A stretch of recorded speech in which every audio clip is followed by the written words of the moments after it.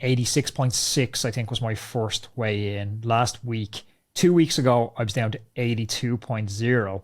Last week, I was at 82.1. And I know it's point 0.1, but it was the first time I've had to mentally deal with the scales isn't going down every single week. It's gone up point 0.1 instead of down.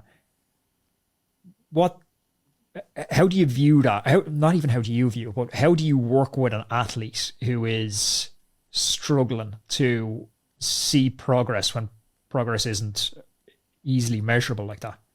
Yeah, it's a good question, and I think having data points is really important here. So trying to have an objective measure that's pretty consistent, and ideally you're capturing fairly regularly, as you are. Like trends featuring Hexus is perfect for that. That's exactly why we built it. And just take it back, look at the numbers objectively, and be like, listen, there's an interaction here between training volume, how much you're eating, what the initial reduction in mass was, which is always a little bit quicker for the first couple of weeks. You always see it, quick drop, little plateau, and then you get a more consistent decline. It's very, very common. But I think just trying to readdress and reassure, to be like, look, we're off to a great start, or sometimes even if they're not, listen, this is a process that's going to take this long, and we're here. Yeah. So, we've still got plenty of time. Don't do anything rash. That's always kind of the first, one of the first messages. But it's just giving them the confidence to trust in the process. So, look, you put your training in, we'll give you a fuel plan. I can tell you very confidently how all those calculations are made and why they're accurate. Look, we're going to compound this over the next few days, the next few training blocks, the next few weeks. The process is there, and it's gonna add up, and it's gonna compound, as we said, to really help achieve those goals. So Hexus and the program we seem to be working off at the moment, if I was coaching an athlete, I'd call this like a micro block. We're looking at what the training week is, and we're periodizing around that. Like Monday, typically an easier day for me, a lot of intensity. Tuesday, Wednesday, Thursday's a lighter day. Friday, maybe some sort of activation, longer Saturday, Sunday. So Hexus is rightly giving me more carbohydrate consumption on longer, harder days. Is there a use case for zooming out here, or has there been research done on this and zooming out and expanding this to a macro block and saying, okay, the block we're in at the moment is VO2 focused, where there's going to be 2 to 3 VO2 sessions per week?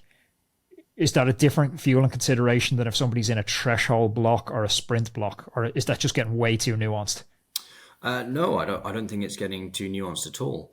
And actually, it's interesting, the way you phrase it is exactly how we do it, but because we can work at an individual day resolution, we don't have to work on a block level.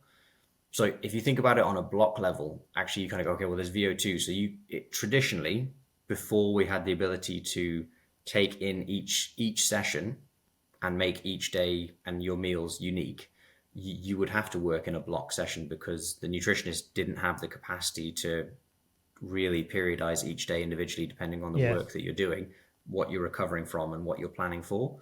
So you would do it as a VO2 block, and it would be like, cool, yeah, probably slightly higher carbs, particularly on training days, because you're going to be into that real fast glycogen burning zone, well above first lactate threshold, probably above second lactate threshold. Particularly if you're getting anywhere near VO2 max, then those over and unders, 40-20s, 30-30s, whatever it is, absolutely rip through your body stores of carbs. So you'd say, higher carbs for the block. The good thing about Hexus is that like we actually work on a day-to-day level.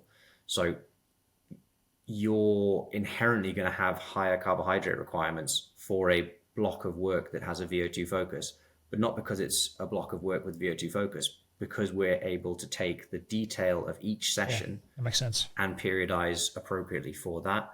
So when we retrospect it, which we can do, we can look back at the trends over a week, a month, and we can see how your recommendations changed in aggregate.